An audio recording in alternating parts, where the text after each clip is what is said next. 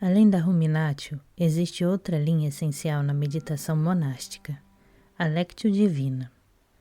Lectio Divina significa a leitura das Escrituras Sagradas. Quando pensamos em leitura, geralmente a associamos logo à ideia de estudar ou de refletir e ponderar sobre o sentido da palavra. Ler, porém, é muito mais. Lendo, eu entro em outro mundo. Quando leio um texto, participo da forma do seu mundo particular, de sua atmosfera, de sua energia. Na leitura de um texto estrangeiro, entro em contato com ambientes que nunca antes imaginara. Muitas pessoas vivenciam a entrada num outro mundo como algo saudável e sentem que a leitura lhe faz bem.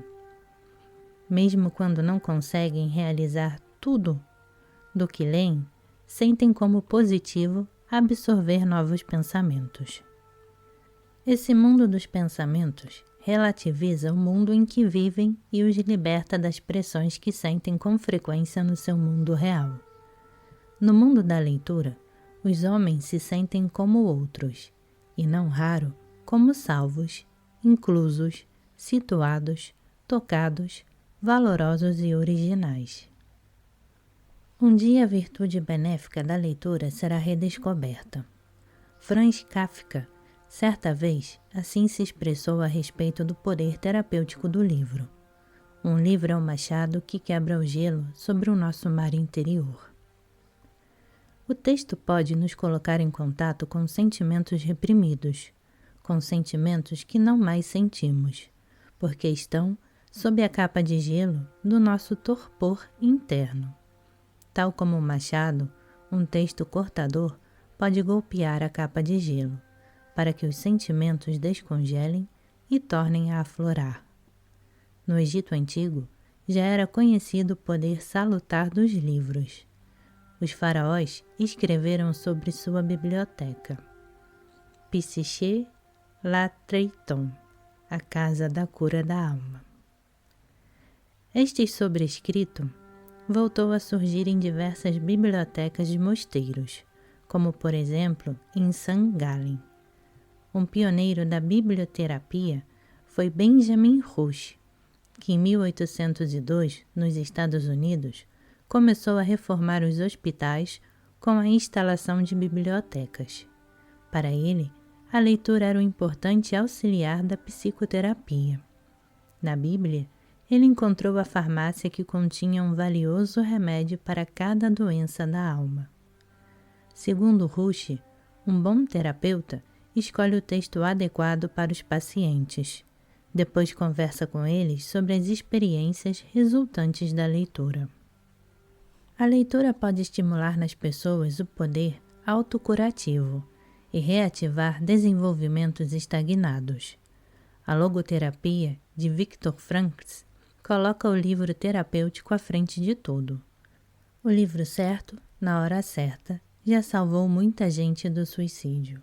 Ele disse: neste sentido, o livro é uma ajuda autêntica para a vida e também no que se refere à morte. Para o jornalista francês Marc Dismed, a leitura sempre foi, em sua juventude, um caminho rumo a si mesmo e ao silêncio. Ele escreveu: o silêncio da leitura é um contraponto à ruidosa realidade, um lugar de reflexão sobre si mesmo e uma incursão no mundo. A respeito da fascinação do livro dos médiuns, escreveu ele: diante de um livro estamos plenamente a sós, mergulhados num silêncio absoluto. É um momento de plena graça, um ato simultâneo de esquecimento e aprofundamento. Um mergulho no profundo original da psique. Talvez os pintores medievais tivessem em vista a virtude de cura e ao mesmo tempo de libertação, da leitura ao retratar Maria como uma mulher que lê. Em muitas imagens Maria está lendo. Quando o anjo Gabriel vem lhe comunicar o nascimento do seu filho, inclusive junto ao berço, Maria foi retratada a ler. E também montada sobre o asno, durante a fuga para o Egito, ela está lendo um livro. Ao ler, ela entra no mundo de Deus. A leitura a torna capaz de entender claramente o que lhe acontece e, como na fuga para o Egito, anula o poder do mundo inimigo e ameaçador. Em meio a uma atmosfera de violência e ódio, Maria lê, para revelar seu próprio ser e, por fim, sentir-se salva e acolhida no mundo de Deus.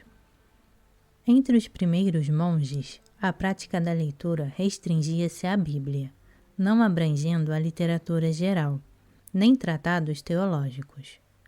No século VIII e IX, constatou-se que a leitura da Bíblia só é produtiva quando se lê também sobre outros temas e se conhece os clássicos gregos e romanos. Desde então, a leitura da Bíblia foi, para os monges, algo totalmente diferente das formas posteriores de leitura. Era um ato sagrado, com efeito, um ato divino. Eis porque também a denominavam Lectio Divina, leitura divina. Na regra de São Bento, 3 horas do dia eram reservadas à Lectio Divina e 3 horas para a meditação sobre as Escrituras. Nesse encontro intensivo com as Escrituras, os monges aumentavam progressivamente seu alcance de espírito de Jesus. Entendiam Jesus cada vez melhor, mas a prática não levava apenas ao entendimento. A leitura das Escrituras é um processo de transformação. As palavras das Escritas se imprimem progressivamente, tanto no espírito quanto nas atividades, e, além de tudo, o ato de ler as Escrituras sempre foi, na vida monástica, uma via mística. A meta da leitura era a unificação com Deus. Na antiga vida monástica, a mística sempre foi o escrito místico, ou cultura mística. Para se entender isto, é importante compreender a interpretação espiritual das Escrituras, conforme a explanou o Padre Orígenes. Na interpretação espiritual, procura-se a dimensão mística da Bíblia, e não a histórica, com o objetivo de nos tornar-nos um com Deus. A pergunta da interpretação espiritual não é o que devo fazer, e sim, quem sou eu? As palavras da Bíblia são imagens que refletem a natureza do homem e os caminhos da alma para alcançar Deus. Aquele que se entrega a tais imagens está praticando a verdadeira contemplação. Este enxerga, nas palavras, o mistério do Deus invisível e escuta o Deus inaudível e imperceptível que lhe fala. As palavras da Bíblia, que nas igrejas primitivas sempre eram lidas em voz alta, penetram no espírito do leitor, transformando-o cada vez mais. Elas curam suas chagas e o preenchem com o Espírito de Jesus Cristo. Na tradição do monacato, a Lectio Divina possuía 4 passos: Lectio, Meditatio, Oratio, Contemplatio.